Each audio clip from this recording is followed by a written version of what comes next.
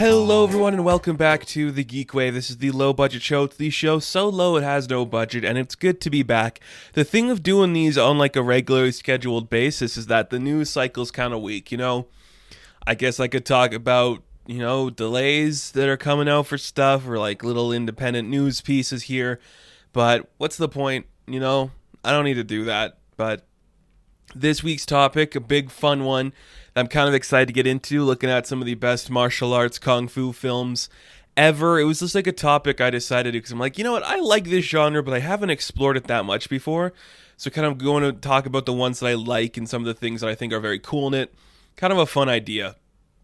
Also, too, and this is something I might start doing going forward with the channel and these videos, especially on the GeekWave here, when applicable, and that is that my review of Shang-Chi and the Legend of the Ten Rings is going to be attached to this video, so we'll have the news breakdown, we'll have our main topic, and then we will get my review of Shang-Chi for the end of this podcast. So you can hear it there too. If you haven't listened to it before, you haven't seen the video footage I've done for Shang-Chi, you can listen to it here. Of course, the time code will be down below, and this might be a regular thing going forward where applicable, if there's some big movie or some big television show when I'm doing a topic that's kind of adjacent to that, it might start to be the theme I do here where I cover that too.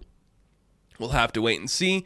But like I said at the top of the show, we have a couple pieces of news here, and there's a lot associated with these news pieces. They're just like smaller individual things inside of those. I guess first off, we'll start with the stuff that isn't the big pieces inside the pieces. First thing, I guess Christopher Nolan is going to be making another movie set in World War II, focusing on Oppenheimer and the atom bomb that he built. I mean, cool.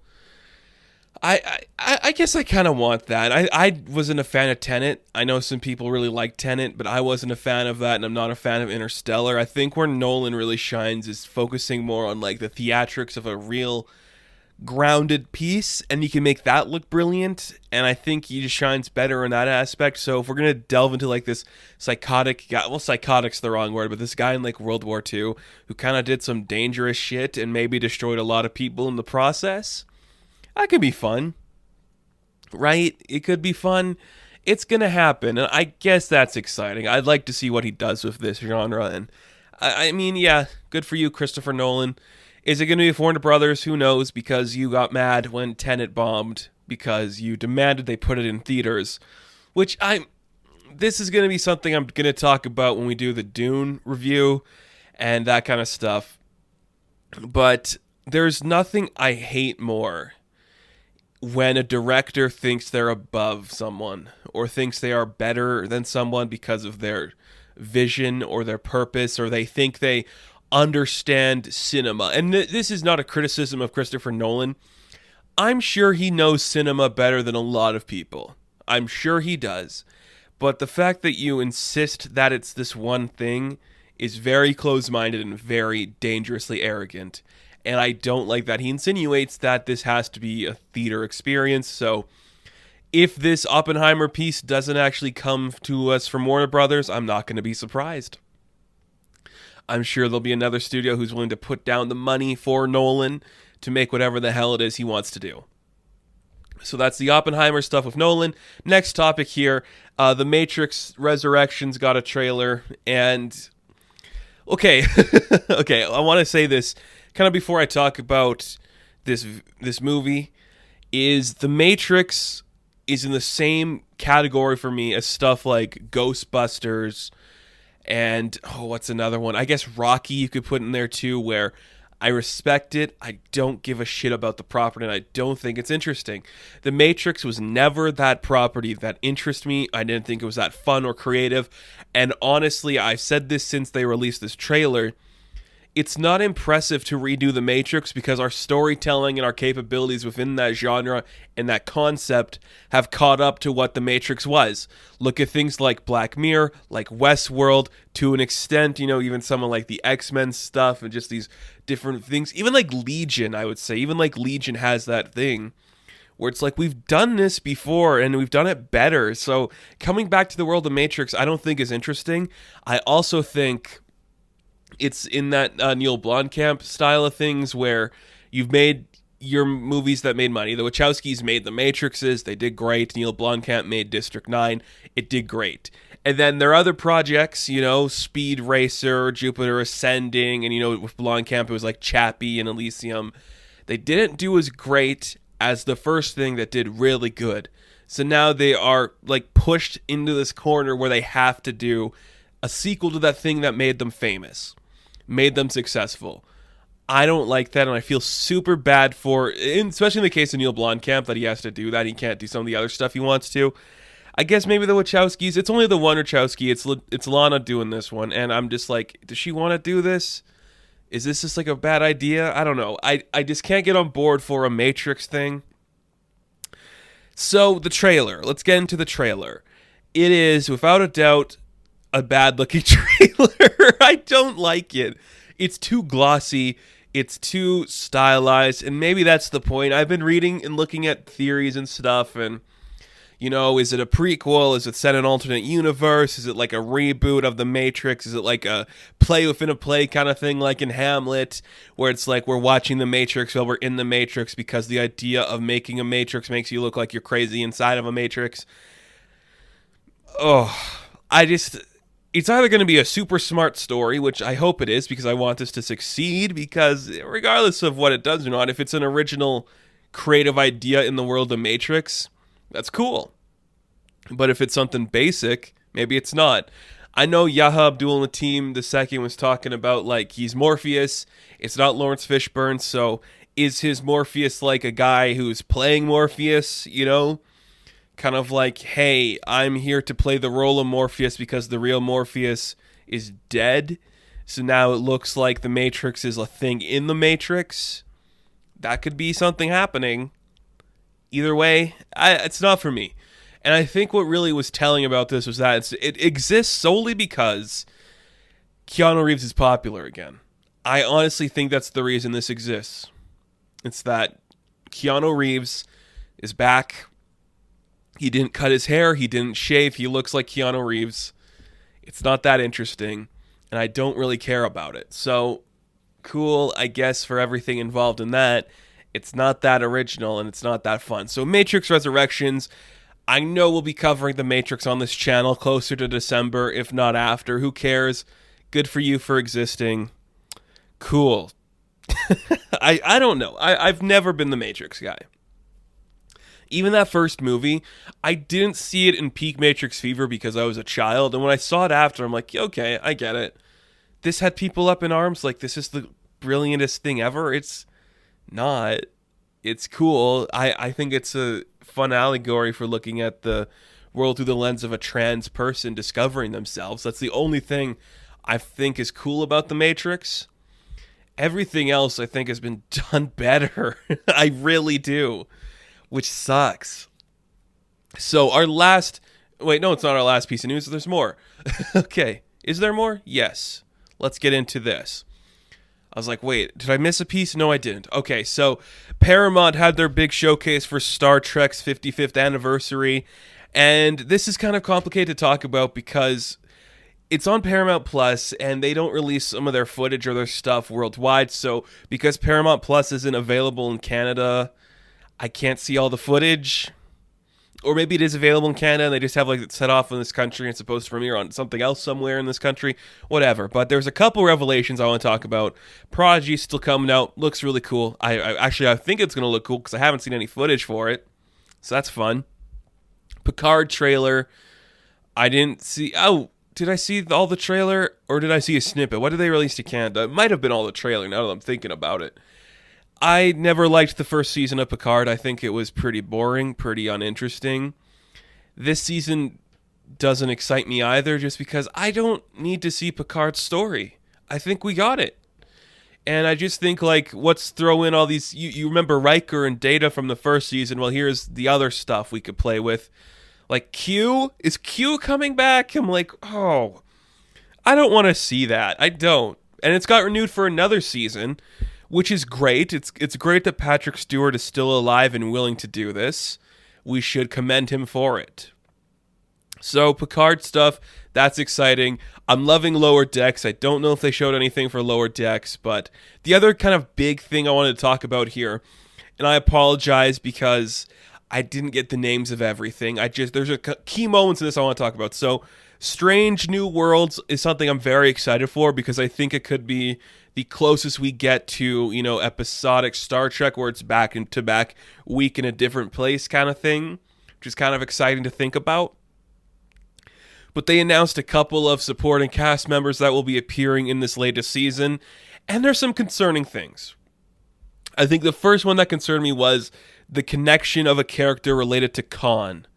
It's like a woman, and her character has the last name, Noonien Singh, of the character of Khan, which is just like, that makes no sense in the story.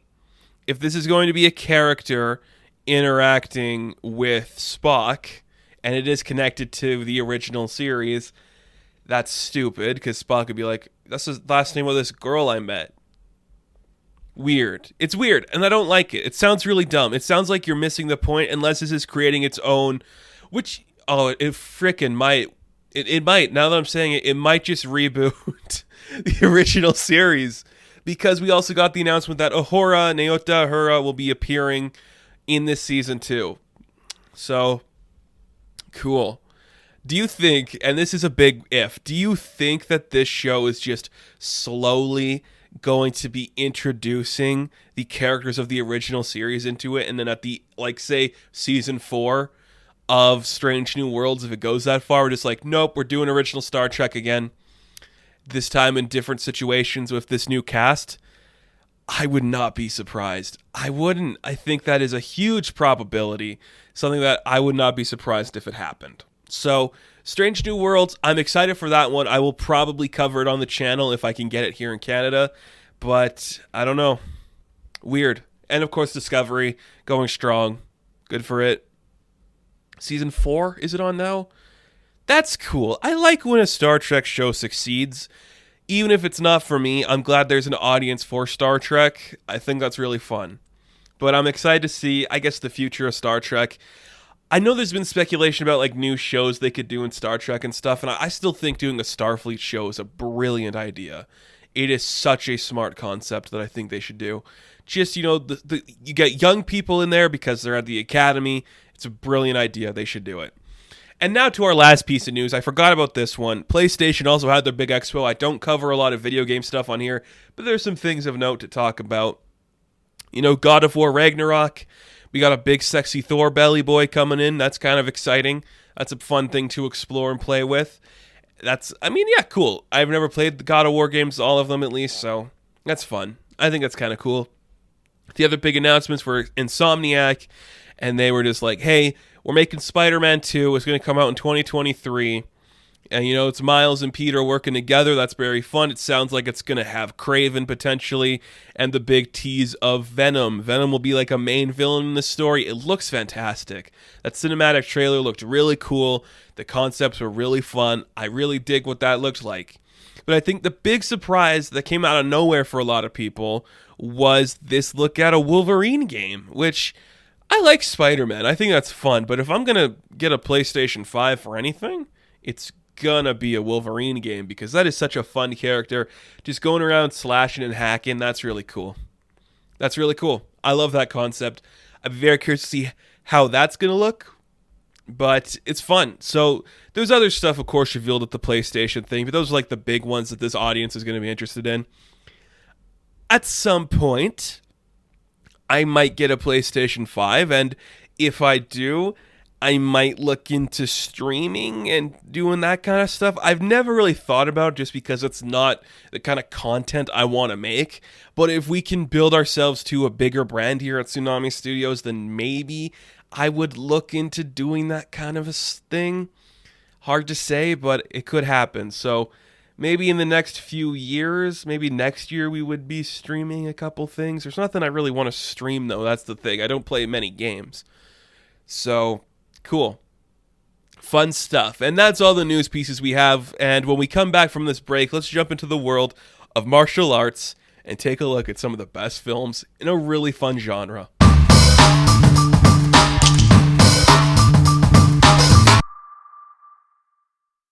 So one of the main reasons I wanted to do this topic was obviously because of Shang-Chi, because I think in 2021, there's a really interesting thing we are seeing in terms of the films releasing, and that is like the era of that specialized kung fu is kind of coming back in a big way. It started with Mortal Kombat earlier this year. During the summer, we saw it with Snake Eyes, and now Shang-Chi is doing it. That certain Asian aesthetic of martial arts and kung fu is kind of returning to the big screen, and because of that, I thought I would talk about a genre that I don't normally talk about, and I don't know why. I've always liked these films. I really have. There's something so beautiful and powerful about this genre. Sadly, I just haven't got into it as much as I wanted to over the course of my life. There are a few ones I've seen. The ones on this list I have seen. There's some I've seen more recently. There are some that I've seen when I was younger, when I was like, oh, I gotta watch this, this, and this. And I like these movies, but there's not a genre I've gotten to heavily. So we're going to spend a few minutes. We're going to talk about a couple kung fu films, martial arts films, and then I'm going to put my review of Shang-Chi at the end of this. I said it kind of at the beginning of this video too. I'm recording these at two separate times, so I'll reiterate it here again. It's something I might start doing, where if there is a film applicable to the topic, I'll put the review in there too, so people can hear what my thoughts are on that new movie. But before we get into my list, I wanted to talk about a couple of things that are recent that I've seen in the genre, just because these are like, not my introduction, but maybe they are my introduction to the larger world. I don't know if you could classify the Teenage Mutant Ninja Turtles in this category. That's ninjutsu.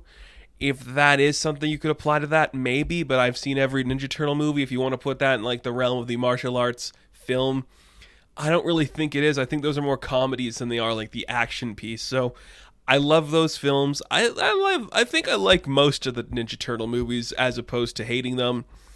I think I'm going to say the same about The Raid. I've seen both Raid movies. They are very well done. I think the first one is still infinitely times better than the second one, but they're both still really good.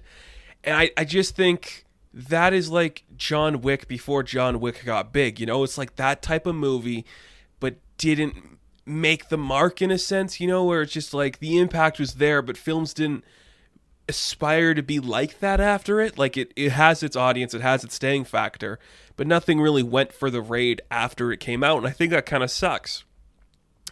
And I want to put this on the list too. It's not even a film, but it's one I think a lot of people should watch. It's Into the Badlands. It is a series that premiered on AMC. It ran for 3 seasons. And it's just this colorful hybrid of paintings and martial arts, just looking like this art form, this beautiful style. It's like a world built without like high concept technologies like guns and firepower, and how fighting is like an art form in it. And it's just beautiful to see the way the characters move and flow. It's vibrant, it's gorgeous, it's a really good show, and I always recommend it to people because it's just so different. And I think if it came out now as opposed to, I want to say 5 years ago now, it would be one of those talked about shows of our time. It is just gorgeous to look at and absolutely amazing. So watch Into the Badlands if you haven't. Another series I want to put on this list of stuff you could classify as stuff in the genre that I'm familiar with. It feels like I have to say it, but Kung Fu Panda.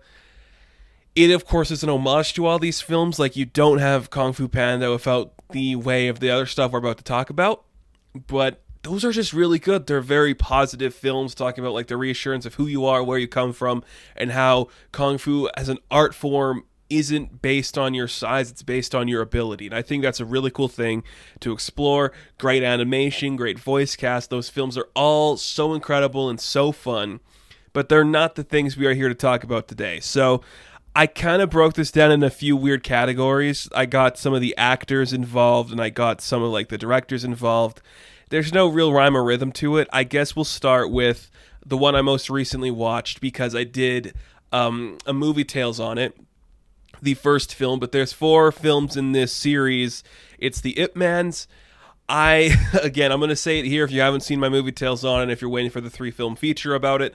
I was not aware this guy was a real person because I'm an idiot and I don't focus on that kind of stuff. I'm like, this guy was real. He trained Bruce Lee? That's awesome. And then we go to like this war-torn China where the Japanese have invaded and this guy's fighting to protect his village pretty much from the imperial forces of the Japanese, and he's just taking them all down in this like the stoic, quiet way. It's a beautiful film. It's shot gorgeous, and I think one of the best parts about it, of course, with all these films, is the kung fu and the martial arts style we are seeing. But what in particular I like about this one is that it looks tough. There's some in here that you see like the toughness to it, but there's some where it's like the fluidity. But in the Ip Man stuff, it feels like it hurts when you get hit with a punch and your nose breaks and you're bleeding from your mouth and everything about you is breaking and you can get killed by these hits. It looks intense, like it hurts, and I think that's a really cool thing to see. It's just, I really enjoyed this movie when I watched it again. I had no idea what it was going to be when I went into it, but I'm like, wow, this is just an intense piece with people beating each other up and these fight scenes and this intensity. I really like the Ip Man series. Donnie Yen did incredible, and there was 4 of them at this point. I've only watched the first one, but I think you could see like the progression of a story between all 4, where it's like he starts off as this man who saved his city, he saved his town, the progression of that becoming the serious, master of his domain, and how it gets to the stuff with Bruce Lee, which let's talk about Bruce Lee for a bit. I am the furthest thing from an expert on Bruce Lee. But even a pleb, is pleb the right word? Even an idiot like me knows that Bruce Lee is the reason this genre is popular. He is the reason, in the same vein of like the blaxploitation thing, Bruce Lee is the reason Kung Fu worked in America. We saw what he could do. We were like, wow, this is actually really impressive and really cool. And it's kind of weird that the genre never really went far without him. I think it could come back now thanks to Shang-Chi, and of course Shang-Chi only exists because of Bruce Lee, because that character is literally based on Bruce Lee. I think it's cool. And Bruce Lee, again, he's one of those guys who you either like his style or you don't, and I think that goes for both the films he's in and the man himself. You either think this guy is he's respected in his field, you can understand who he is and what he does because of that, or you think he's an arrogant prick who is entitled and just beats people because he can and not because he should. Which either way is valid, I think. Like, I honestly like Bruce Lee. I don't think he's probably arrogant. He's probably was this maybe not entitled, but like sure of himself guy. Like the confidence was there that he didn't have to exude this factor that he didn't look stupid. He knew he was smart. He showed the world he was smart, and we all accepted that. But he's still, an interesting guy, to say the least. And I have a couple of his films on this list. I like Bruce Lee films. I don't think I like them as much as another guy we're going to talk about, and we'll get to him in a bit here. But the Bruce Lee films I have on my list, of course, Fist of Fury, classic. Like that, I think that's the one that kind of just made people go, yep, I like this guy. Same with Enter the Dragon. 2 films that show who he is. They kind of defined his career, defined what he can do. And they're both really good. They all have iconic pieces in them, and they look really powerful and interesting. Some great concepts, some great fighting. That stuff is great. But I think the one, to me, that I still like the most, and it's for a particular reason, that, of course, is Way of the Dragon. And the reason I like Way of the Dragon is because, it's weird to say, but I'm a Chuck Norris fan. I am. I remember, like, Chuck Norris jokes being big when I was in middle school, and that guy's just always stuck with me because of it. And I think one of the only times I've actually taken him seriously, for some reason, is in Way of the Dragon. And his fight scene, when it's him and Bruce Lee fighting, it is some of the best stuff out there. I think it looks phenomenally cool. It's super intense and gritty, and you just see it's like the 2 opposing forces coming together to clash. It's like the unstoppable force and the immovable object. You believe that this big white guy knows Kung Fu, and I'm just like, that's amazing. And again, Bruce Lee is great in that film. He's kind of playing against type, being a little more of like the quiet guy in that film. And then you just see like when he steps out of the world and how he comes back into his own in it. I think that stuff is really cool.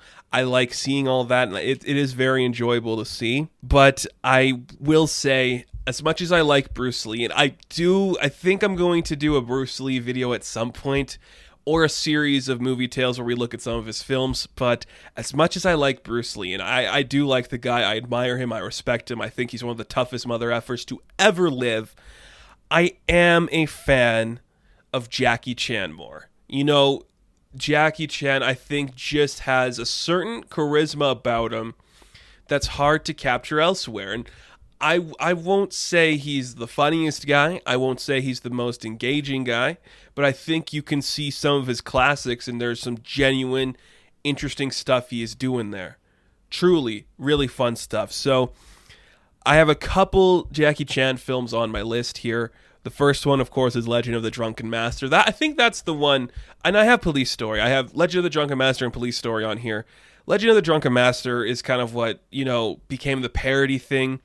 Every kind of it's weird. Iron Fist kind of did it where we have the drunken bar fighter who's coming in to attack Iron Fist. Some Mortal Kombat games have that drunk character. I think it created a genre of caricature inside of a kung fu film. The guy who's so skilled he can do it while he's intoxicated and kind of thing. I think that stems from the idea of the drunken master, where people are like, oh, this guy can just do whatever he wants because of who he is here. And that's fine.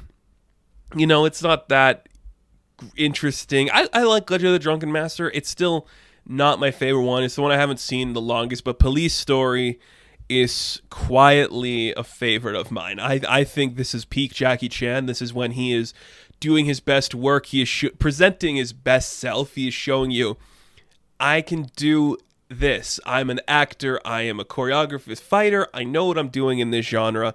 And it doesn't matter what people think about it. I'm actually good at what I do here. And I don't have to have people tell me otherwise. And I think that's a really cool thing to see. If you haven't seen Police Story, it's going to be one of my recommendations, so we'll get to it in there. But it's a great film. It is just really fun, really engaging, some of his best stuff.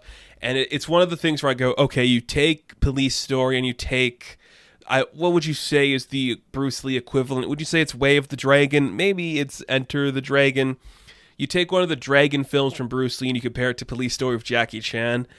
They're both, I'd say, equal in terms of their martial arts style. They're both very gifted in their martial arts, but looking at the movies they've made, I think you got to say Jackie Chan's the better actor. And maybe if we saw more from Bruce when he sadly passed away, and maybe we got to see a life outside of that genre for him, and we could see a career build around what Bruce Lee could do, maybe then we could see the interesting stuff that Bruce Lee does. And I'm not saying Bruce Lee's a bad actor at all. He's phenomenal. He's a talented guy in the genre, in the fighting style, but Jackie Chan is just more interesting.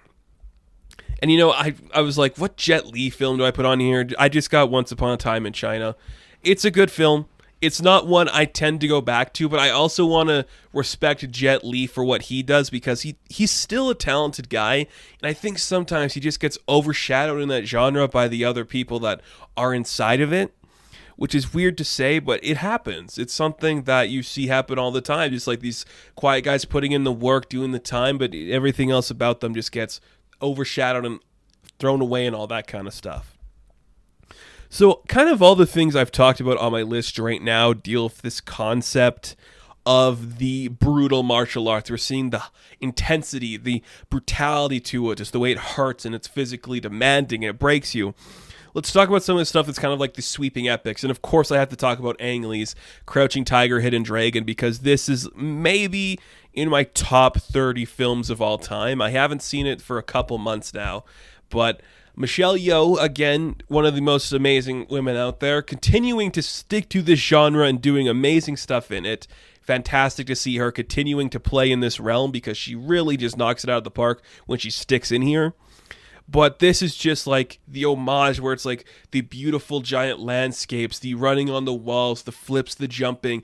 Every motion, every movement looks so swift and sweeping. It's so calm and beautiful, and you just love everything about it. It's just like this beautiful swan song to a genre that's kind of forgotten in the early 2000s, or it wasn't forgotten, but just didn't have that beauty to it. And you just see Crouching Tiger, Hidden Dragon, everything's just so pretty and interesting, and the character movements are just so distinctive from everything else we've talked about here. It's more in line with the stuff in Shang-Chi, where these characters are just jumping about and moving all over the place in this beautiful epic. And I just think that is a really, really cool thing to see.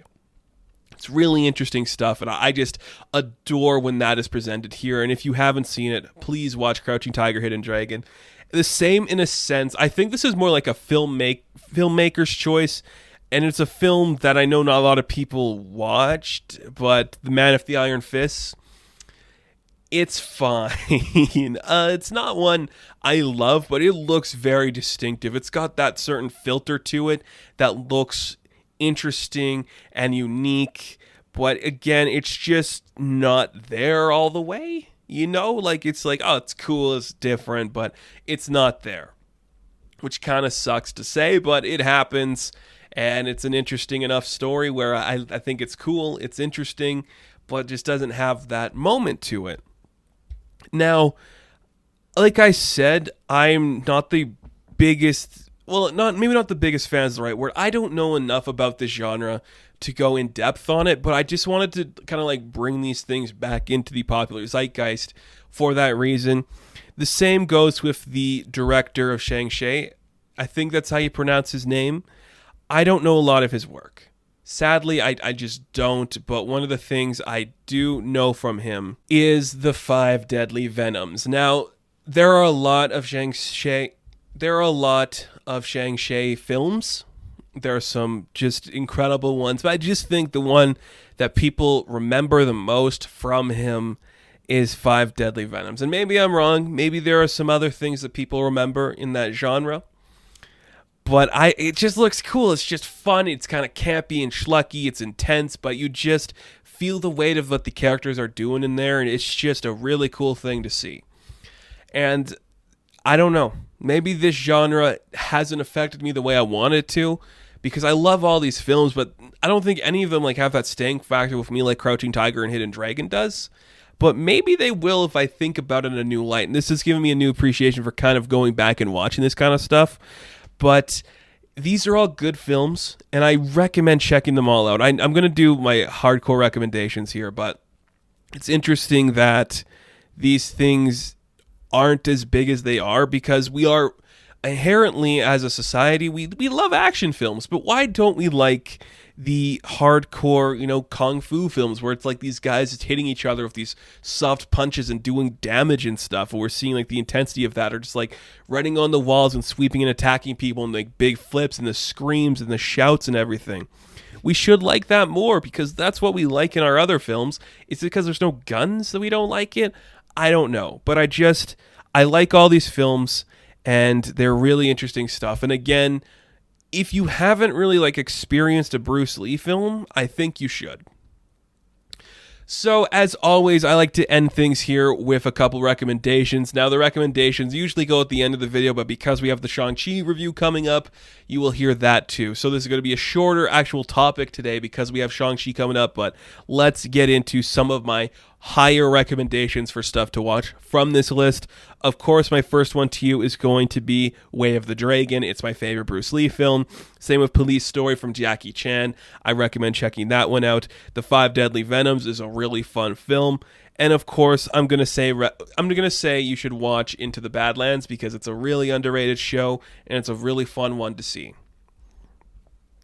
So we are going to take a break, and when we come back, you are going to hear my review of Shang-Chi. Thank you guys for tuning in to this video, and I'll be back next week with more GeekWave goodness.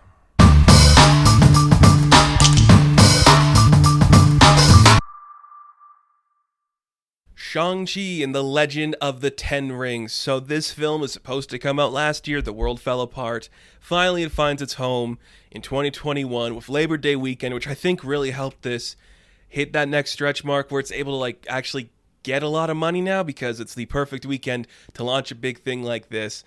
And I was super excited for Shang-Chi when it was announced just because I always liked the idea of this character being established as his own thing. He could easily become like, the sideline thing where he's like the guy that jumps from franchise to franchise. But Shang-Chi has the potential to lead his own stuff. And I think this movie, more than any other one in the MCU, kind of proves that stylized fiction really works for genre fiction. And by that, I mean like superhero is a genre. Like that, it's become a genre on itself. It's become like a Western. It's become like a science fiction thing.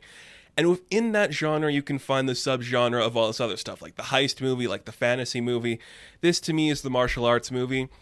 and it looks spectacular. I've been somebody who's kind of been down on a lot of like the CG and a lot of like these more updated Marvel stuff because it feels rushed, it feels lazy, it feels like we are using the same studio house to tell these stories, so nothing looks distinctive or original. But Shang-Chi manages to capture its own originality, and I think a lot of that has to do with the camera work. You know, I'm not going to say the CG looks better than anything else. I think it looks on par with some of the best and some of the worst of the Marvel stuff, but the camera work itself, I think, is what elevates this to something above a lot of other movies. Like, it is so classical, it is so sweeping, it just looks like... And this has to be an inspiration. It just feels and looks a lot like Crouching Tiger, Hidden Dragon, where it's just these long epic shots, the sweeping back and forth, just these stoic movements and these beautiful frames. It has like the elegance of a classic kung fu movie while still maintaining what makes it a Marvel property, which is a really cool balance of the two worlds. It's rare to see that you can capture both aesthetics perfectly because, look, I think if it leaned more into like the kung fu martial arts, you know, like that genre, the Chinese, Japanese, you know, that style of filmmaking, you could get something a little more unique from it. But using those two tones of like the Marvel and the kung fu, it made something completely cool. So the action, some of the best looking stuff in any of these movies, it's all in frame, it's all in focus, it's long continuous takes, and it is just so like unique in how it presents itself because it's just using the surrounding areas to your advantage. It's not like a bunch of people punching or doing flips or anything.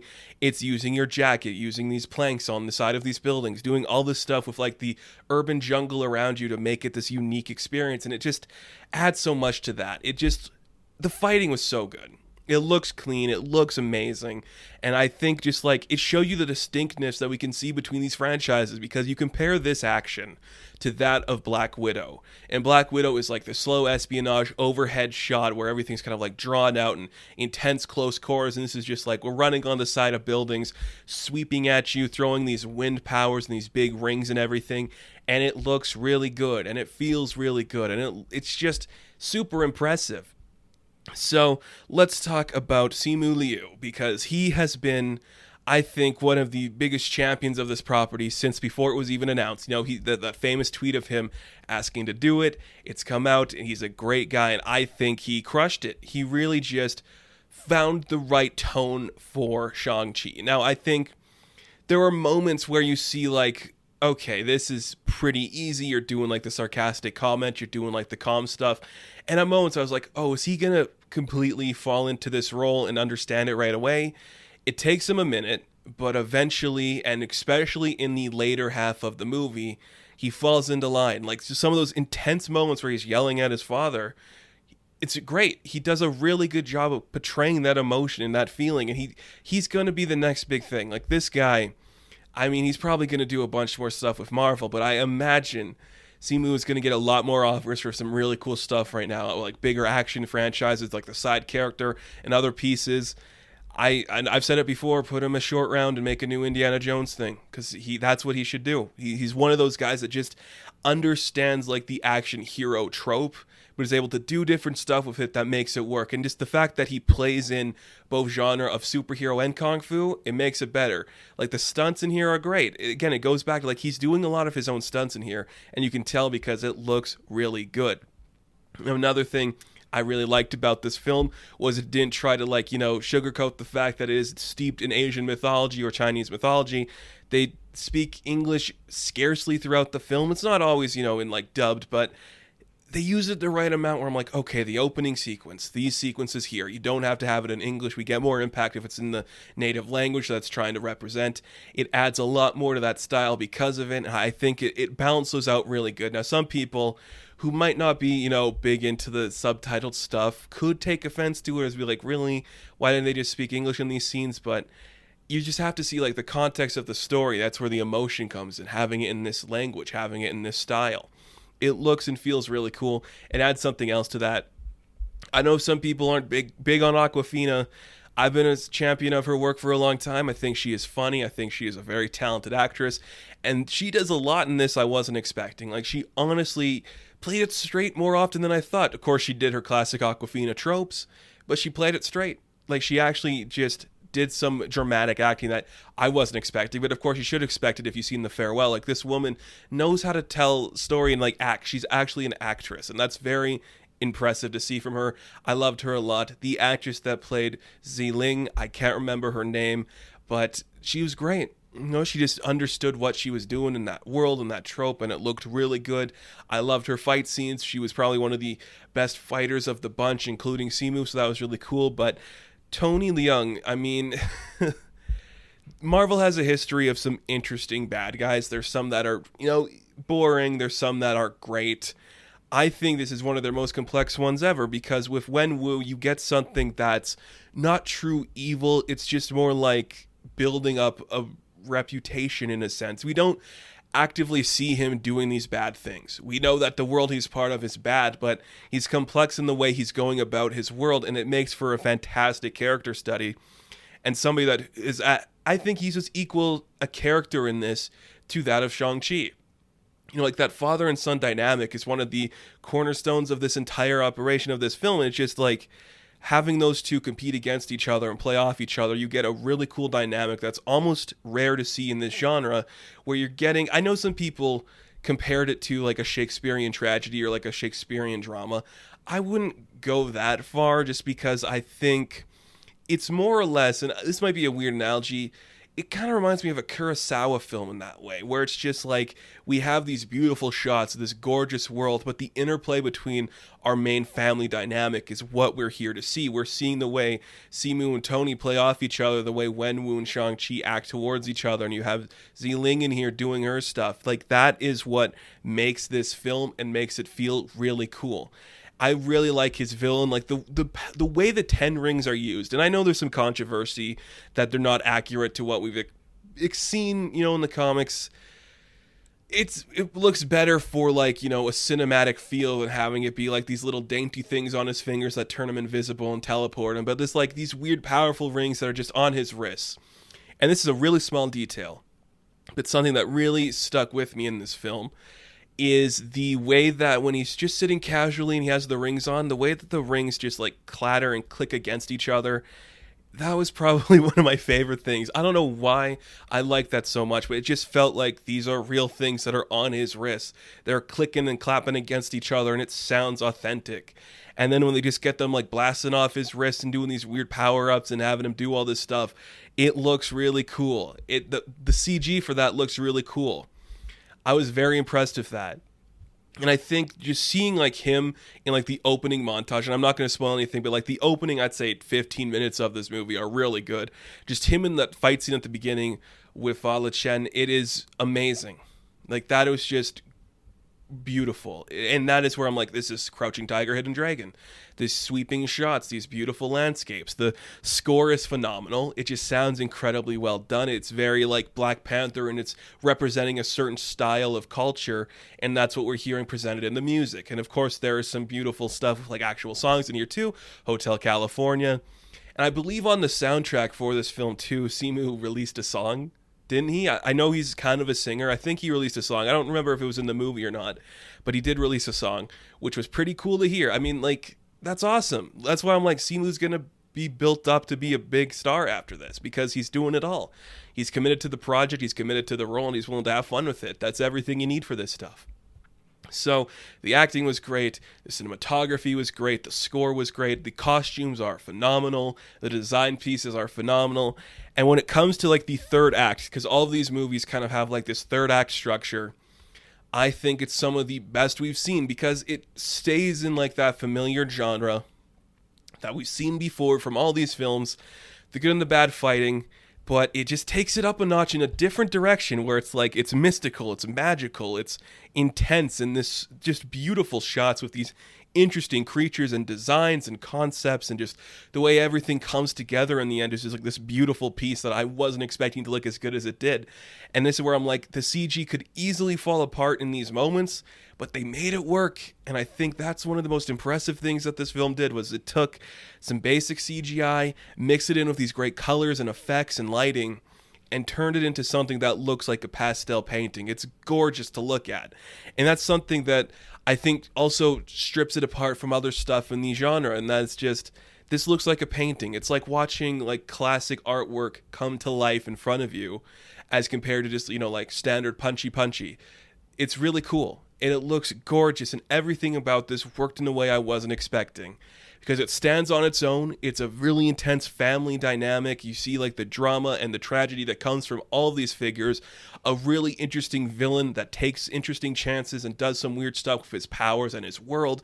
A very charismatic lead in Simu Liu, and he's doing some great stuff there. Awkwafina is doing some great stuff there. There's a really cool storyline of their friendship that I enjoy seeing. Everything about this works, and it does connect to the larger Marvel universe, which is going to make some people happy. The post-credit scenes are great. They work really well for establishing the larger world. I think this film works on a bunch of levels and is very impressive to see what it did. Is it perfect? No, but it's one of the closest Marvel has gotten to capturing that perfect masterpiece image that bends the genre in a different way and does some unique stuff in it. It's very beautiful, it's very gorgeous, and some of the coolest action Marvel has ever put on screen. It is just amazing the way that it worked together, and just having it be a really large opening weekend box office just shows that stylized storytelling in the comic book genre can succeed and will succeed if you let it grow in the right way. I'm very impressed with Shang-Chi. It's one of the best stuff Marvel's made in a long time, and definitely one a lot of people should check out, because whatever you're expecting from this, if you're expecting, oh, it's going to be Bruce Lee, it's got Bruce Lee in there, but it's also got, some Ang Lee stuff, it's got some larger stuff, some Shaolin Prince stuff. There's so much going on in here you're not expecting, and it's in the world of the Marvel Universe. So this film is really good. Check it out. So Shang-Chi and the Legend of the Ten Rings, I am going to give an 8 out of 10. Now, thank you guys for watching this review. Be sure to like and subscribe to the channel. As always, you can check me out on Instagram, TikTok, and Twitter, and I will catch you in the next one. Have fun, stay safe, good luck.